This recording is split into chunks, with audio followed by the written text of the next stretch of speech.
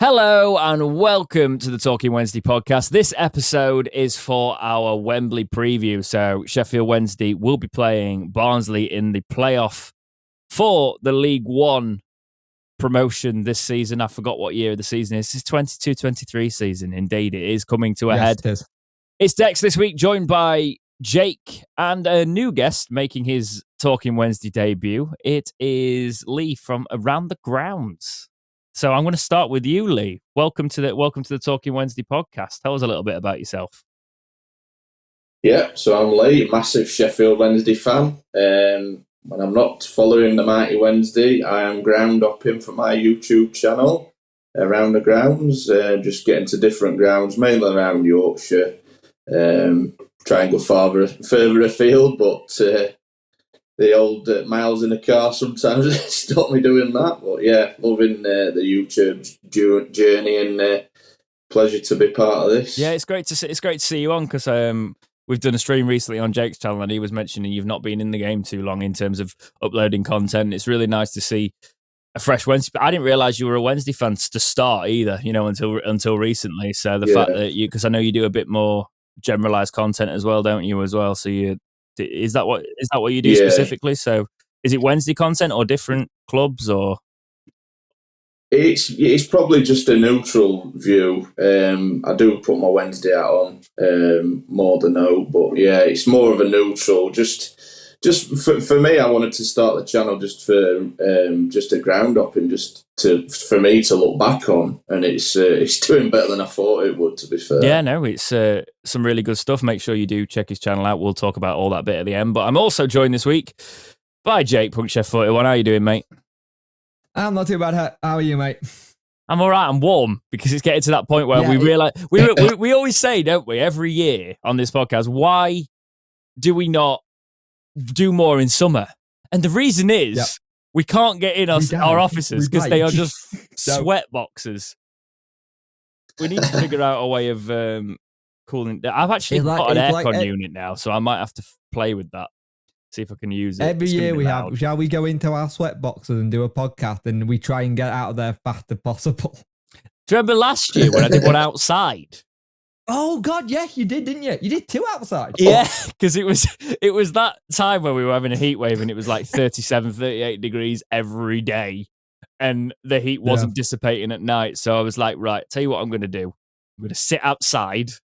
I put all the wires out the window, so I was there just literally feeding XLR cables out of the window from upstairs in the house and sat there, which was interesting. I remember at the end of that, we hit end recorder. You just looked at me and said, "Are you all right?" Because I was just like dripping. Yeah, we might need to do. I've got a bit more of a plan of how we're going to do it. So we'll still have some quite long episodes, but we might not have to specifically sit in the heat too much. Ooh. We might do a bit more of some of the episode stuff late at night around not many lights. Maybe we'll figure a way of doing it. But yeah, basically the reason we're gathering for this, Jack was going to join us, but he's currently beating his PC to a pulp with some sort of cricket bat because we've tried to do this podcast twice previewing Wembley, and Jack's computer has decided to break on both occasions. But Jack will be back for the next episode of the Talking Wednesday podcast because there will be some reaction. The next podcast will be after Wembley, so we will know if Sheffield Wednesday are a championship team again or not. So there's going to be a lot towards that. Just a quick shout out. Are you streaming the final? I am streaming the final, yes. There you go. Don't say I never promote other channels. Yeah. Go and look at Jake. Jake's actually doing Talking Wednesday coverage, actually, because we realise as a podcast, we are not going to be able to cover any of it. None of us are going to be able to. We don't know what the signal situation's about. We'll try and do some tweets down there. Me and Jack are going to sit together, so we're going to try and do a little bit more in regards to that in terms of trying to bring some fans in, see some of our community down there, get a bit more engaged down there. But we don't know what the situation is going to be like with data, that sort of thing. Yeah. I know there's Wi-Fi at Wembley and stuff like that, but it's one of those things that when everybody's on, it sort of lags.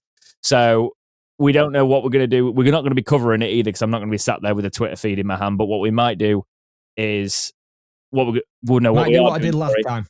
Yeah, we're just going to funnel everyone to Jake's channel because Jake's going to do all the Talking Wednesday coverage. So it's going to be a stream on his channel, but he's going to be representing us. Exactly. Hopefully, there'll be a little thing in the corner that says Talking Wednesday affiliated. Yes, pretty much. And hopefully you have enough reasons to celebrate like last time. But yes, the reason I'm getting us all together... Oh God, I hope not. I've only just got my voice back. Yeah, well, hopefully you're not talking for a month. We were just talking about going down there. We might as well start with that then. So how long are you've got an early one, have you, Lee, down there? I have, yeah. I'm going down. It keeps getting early. I keep changing our midday to start with, and then you keep hearing snippets of where fans are going. So I think I'm going to hit the road at 7. Just a steady drive down. Just get down there and just soak up the atmosphere. So not every time you get to Wembley, so you've got to make the most of it. Is it weird that it feels bigger than? I know it doesn't technically because of the achievement, but like in terms of like fans' eagerness for this and the feel good, it feels bigger than last Wembley trip. Am I just?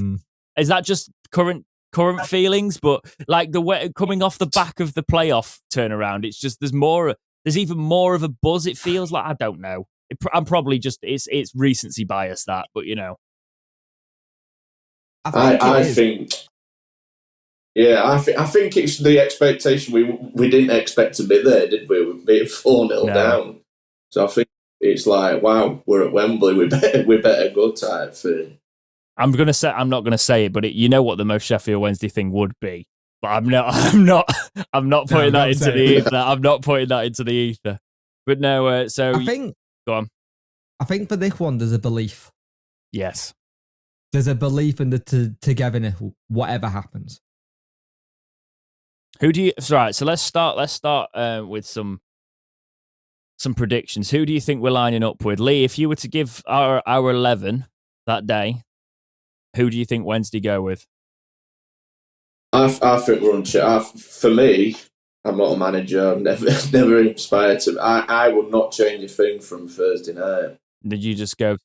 I just think, I just match up. I just think Palmer worked in there. We're really busy, and he's got the legs to get about. Whereas Vokes, you look at the Barnsley game when we got beat 4-2. He did struggle. Obviously, one of his mistakes cost us a goal. But I really won't change. I just think with Pato as a wing back, he knows the game. He does the dirty side, which you want in a team, and he's experienced as well. I honestly, I wouldn't. That would leave Palmer in midfield again as well. And what did you think to him there? Yeah, I thought it was brilliant. Same. It just defined his season. How us Wednesday fans felt, and he's Wednesday through and through. It. I just thought it was fantastic. Yeah, it's weird because I could genuinely see him in that midfield more if we sign. Because I think next season we're going to sign another right back no matter what. You could actually you don't have. He can be a player that even as he ages, he could be a player that comes on in either position, as well. So there's options for him, and I can see him actually having a longer Wednesday career than potentially even that because of his versatility now and his form, and it continues to improve. But Jake, would you agree with that? Would you go unchanged or would you tweak it slightly? I will go unchanged. I don't know, because I think you're leaving too many attackers on the bench. Not on the bench. That's what I was just thinking. You're gonna need to have someone to come on just in case. So it might be Patterson goes and plays that role where he comes off the bench, which he can do very well. Now, right at this moment, we don't know if Johnson and Iorfa's injuries are any bad because it's been radio silent from the club. Because you remember Marvin Johnson came off and was still hobbling in the celebrations. And I'm hoping it's just cramped and he's just cramped up. But I think you've got to go with Gregory Smith up top. I think it works. I think Windass will be a lot more vital in this game than he was in the second leg because you could tell he wasn't 100%. Well, this is what I'm wondering. Does he start Windass? Maybe. Personally, I probably would, but it's one of those. I do feel he wasn't as effective as he could be because of match sharpness. But then I think back to losing good players when we played Barnsley last time. You want your best players on the pitch, but if anything had gone wrong, right, in that playoff, if we'd have conceded and we didn't have attackers to bring on, that's the one thing that would concern me. If you start that strong and it doesn't work, how do you fix it? Look how knackered we were after 90 minutes as well. Exactly. And you've got to think. But then I think with Windass. Sorry, Jakey. No, you go for it. Yeah, with Windass, he's got that X factor. He could. Would you say pace? Score a worldie. Pace. Well, yeah. No, sorry, it's a thing. 2 years ago on this podcast, he said that Windass had no pace, and I was like, "Are you for real?" I haven't heard the end of it. But yeah, he's got that. You would see him starting then. Yeah, 100%. He's got that X factor. He's the type of player that can just. You might not be in control of the game, but he can score an absolute worldie and get you that win. Yeah, I think you know the other thing to go into, don't you? You're not going to say. It's going to be 17 degrees. Oh yeah, so it's going to be that summer. It's that kind of hot. It's that kind of game where you want a Jermaine Johnson who only started playing when the sun was out. That sort of thing, you know. He would have had a field day with something like this. I think the one thing that we've actually not said, because we've been saying it a lot this season, Wednesday on a bigger pitch like Wembley, we'll be able to exploit those spaces a little bit more. That's why I think I genuinely think we will be able to play some decent football. The one thing we don't, Darren Moore can't overthink this. He can't go into it like he's done with the previous Barnsley stuff, because what Barnsley have done every single time we've played them, high press, intensity, kill us off early, and then be bang average for the rest of it. If we can flip the script on this one, if we go 1 goal up, I'm very confident, right? Because you flip the script on them a little bit. What they do is they try and beat us out the traps, and then Wednesday crumble. Now we will have that in our heads. It's interesting you say about the 1 goal if we go first, right? So after the thingy we had past 2 seasons when conceding the first winning goal, average 1 point with wrong record. Win 7, drawn 7, lost 14, 40 good. Scoring first, win 45, draw 13, lost 1. The thing is, Barnsley, when they go first, they don't lose. When the opposition go first, they lose. This is what I'm saying. Like it's a cup final technically, isn't it? So what happens is you never say die at 1-0 like in games. The thing is, right? We know their record. We know our record. If they are the ones that get the first goal, that's when you go hell for leather and you just go sod it, right? But if we do get the first goal, we are then very much in a position. I just know for a fact, 44,000 Wednesday fans or whatever ends up in there. If you get that crowd on side with the goal, or what I would like to see is a similar atmosphere to the playoff semi-final.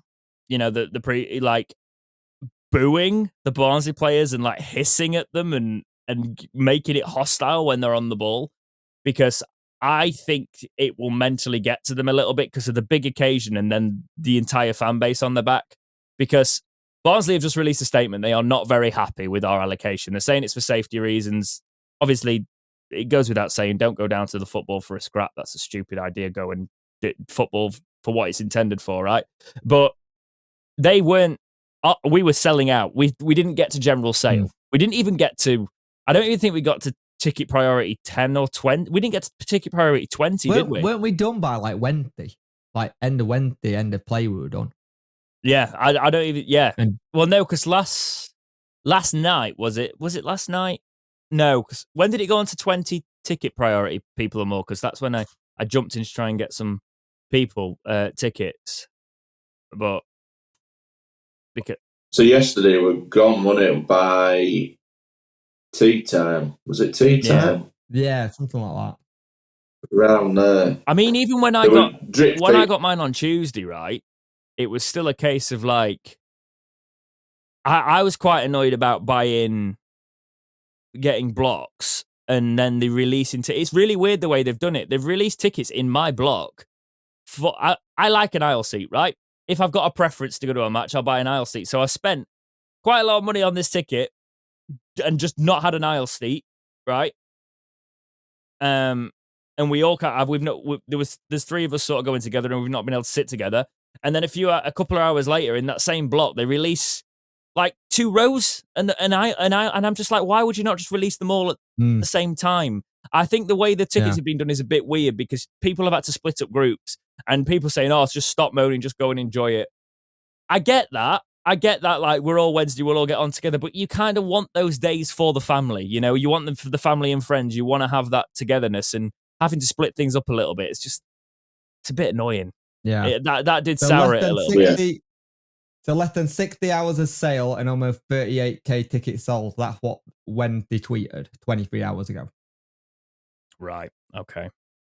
And then they've got 6,000 going. Probably the day you see this podcast on the Friday. So probably all sold out by the time this even comes out. When you were talking about pitches, yes. Wednesday pitch is 106 by 69. Barnsley pitch is 100 by 68. Wembley pitch is 105 by 69.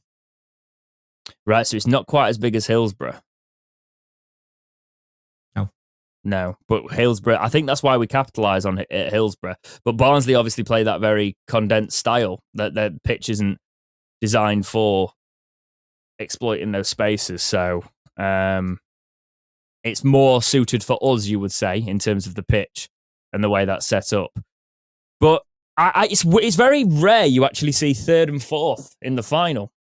You don't see it often, do you? Because usually team in third are the one that capitulate, and we very nearly did. But they finished the season on 86 points. We finished 10 points ahead of them. That's how crazy it was from third to fourth. And that just shows our season, really, doesn't it? When you're that close. But who are you most worried about coming up against, Lee, if you look at the Barnsley side? Is there anyone that stands out for you? It's not a certain player, it's that press. I went to watch the Barnsley Bolton, and they were pressing him like mad. But like you've just said, I think the weakness is getting in behind them. Yeah. Whereas the wing backs, we've really got to utilise Johnson and whoever, whether it's Patterson or Palmer, we've really got to utilise them, because Bolton, they were poor first half because obviously Barnsley didn't let them play, but then second half they were getting into the areas, they just didn't hurt them enough. Like you say, the first goal is massive. I really would say, just as an whole, I don't think certain players stand out. They just do it as an whole, as a unit, really well. They press like mad, and they're brilliant at it. But that means they'll tire at some point as well. So that's why you've got to hope you get that first goal, and then they can keep pressing and try and get it. But if you can tire them out, that's when. I just hope we've not done too much damage and the players have managed to recover well, because obviously they were running to a point of complete exhaustion and cramping, and Patterson could hardly walk, and then they were out on the drink straight after. So recovery probably took a little bit longer that next day. You know, if they went in at all, I think some of them were in actually recovery. Yeah, there was some.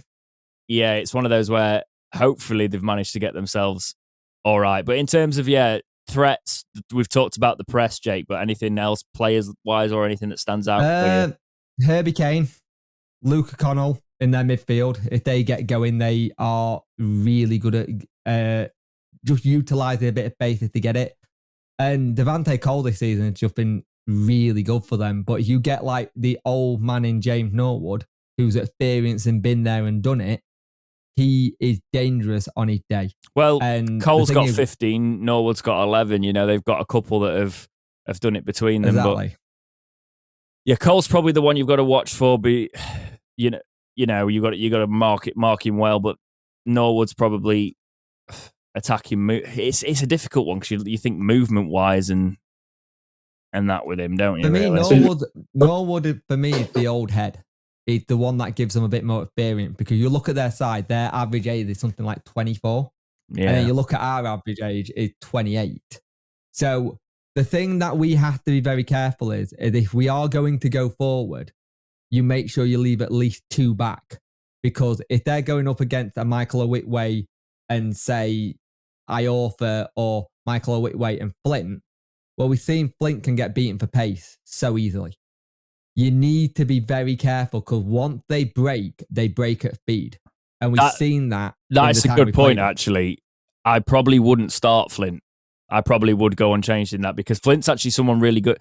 When he came on, he's great, but if Reece James was fantastic until he started to tire, I actually said the thing of take him off because he looks like he's struggling to run back and then he goes and scores, right? Because we needed goals, but like he has, Reece James has got enough pace to be able to do that job, I think. So you probably bring him on instead of Flint. And then if it starts to get a bit scrappy, you bring big man in Flint on. Were you going to say something? Yeah.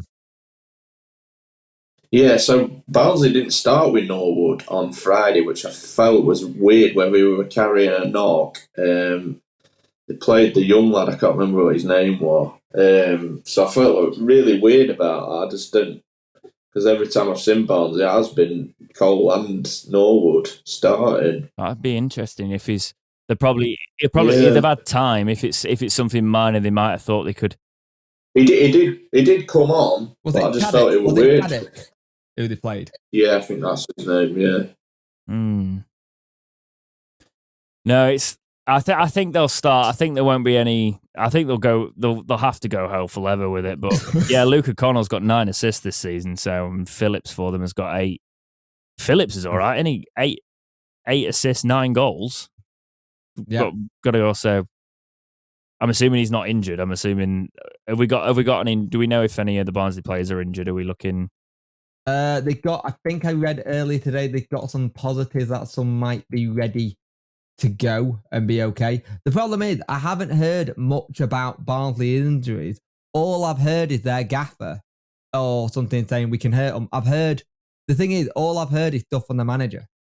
Yeah, it's been a really weird one because we've been on like complete PR silence, which I like. Don't get me wrong. Yeah, so do I.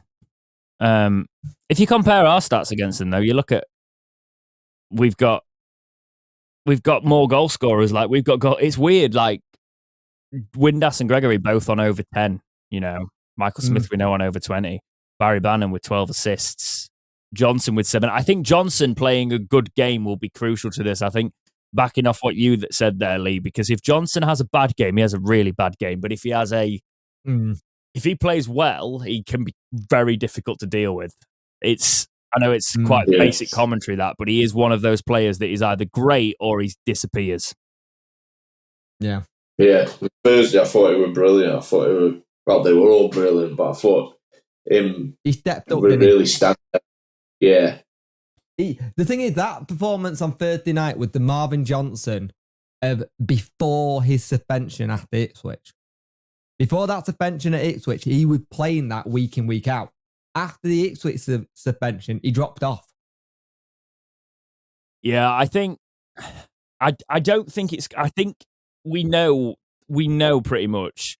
He'd have probably mentioned something, or maybe he is doing the keep very stum about any sort of injuries, even if they're minor. But I think he would have possibly mentioned something like, if we were expecting Iorfa to be out or something like that, we'd probably find out. I know he's probably going to do a pre-match press conference, but also it's one of those things where you're like, does Byers make a cheeky appearance? Yeah, that's not going to happen. But it's one of those things that you think, what if he could? What if all of a sudden he just thought, you know what, it's only one match. Screw my recovery, let's get back in. But it's just him and Wilkes were without, isn't it? Him, Wilkes, Delhi. His Fizz completely out, yeah. Fizz ain't completely out. He could be back. He had a knee knock. That's why he wasn't in the squad. But I think we're just sweating on Marvin Johnson and Iorfa at a minute. So say them two are out. Who do you play instead, Lee? If Johnson's out, who do you play there? You'd put James to the left wing back. Probably Aikwa where he was. They've probably got to bring Flint in, haven't you? Yeah, you've got to, yeah. And that's where your options start to become limited. The one thing that I don't want to be a tell in this final is the bench. The bench has been the worry since January, and it's very odd to look at the side and go, look at the bench and be quite concerned by it. But we don't even want to have to think of the bench. If the starting 11 do their job, it's sorted. But is that what you would do then? Would you bring Reece James and Flint on for them if they're out? No, I will swap Reece James for Dennis Adeniran. I think he's done well when he played as right wing back. I think he got the pace and he got the crossing ability. I think you could have Reece James come on in like the 70s, someone tiring, to try and just like get that energy again. Because he came on in that second leg, and you mentioned it that you thought he needed to come on earlier in that first leg. Sorry, not second leg. Yeah, you thought he needed to come on. So maybe having someone like Reece James to come on and say, right, we've got more legs now. In that sense, I think you would have to play Aiden Flint there. As much as you wouldn't want to, that's no disrespect to Aiden Flint. It's just they are very pacey, and you saw on that second leg, we were lucky that he didn't get sent off at one point for like pulling his man back. A different referee or VAR could have changed that, and you've got to remember we have VAR at this game. Oh, so God, yeah, that's a topic in itself, isn't it? Yeah, I forgot about that. All the pulling of shirts we've seen this season where people have been pulling on the shirt, that will get checked. Oh, I actually forgot. Oh, no, because we've fallen into the dark arts recently doing a bit of that. Yep. Okay, then VAR. How much of a... we'll start with you, Jake. How much of a difference is this going to have on this sort of fixture when Wednesday haven't had it all season? Well, we have. We had it at Plymouth at home. That's a weird second, that one. I think it'll be interesting to see how both managers try and talk to the players on what they do. I think both sets of teams may actually do different things, knowing that they're going to be watched and scrutinized on everything they do. Yeah. Like, there have been so many times this season where we've done the podcast and you've turned around and gone, in the Prem, VAR would have given us that, or VAR would have really knackered us there. We could easily have 5 penalties. If they are, if any sort of like the likes of challenges we've been having, you could see decisions, but you could equally see them go the other way. And that's why maybe Flint, you're a bit more careful about it. Yeah. But Dex, if that's bad, think what League 2 final will be like with VAR. When is that? Sunday. Ah, okay. Well, I'm going to watch that out of pure curiosity of seeing what the situation. Oh, that's another thing I've just thought about. I've considered us getting down there, but I've realised that there's other finals going on across the weekend. So I've been thinking, the travel will be all right. It's not and then there's other fans. Who's in the League 2 playoff final? Carlisle. Carlisle who? Stockport. But yeah, what difference do you think VAR is going to have, Lee? If you watch the Premier League, I think some of the decisions you think, what are you watching? I think the only plus side is we've both not experienced it. Barnsley haven't experienced it, so you just a big final like that. I think across the board, Championship, League 2, and League 1, you just hope there's not going to be that decision that does tarnish the day and you come away frustrated, because they are going to be 3 good finals, and it's what the fans deserve. And sometimes you think VAR do ruin it. But no, thanks, Dex. I did forget about that. Now I'm just going to have nightmares about it tonight. I'd forget until we got there, so I'm glad I kind of thought about it now. But yeah, that's going to be a big change. It's the one thing that I just remembered in the top of my head. It's like, oh yeah, VAR's in this, because we were all saying, why are we using it for the final? Why? When we've not used it all season. It makes sense. Why is it suddenly been? It does make sense, but it also. Well, they didn't use it in the National League, did they? Lee? No.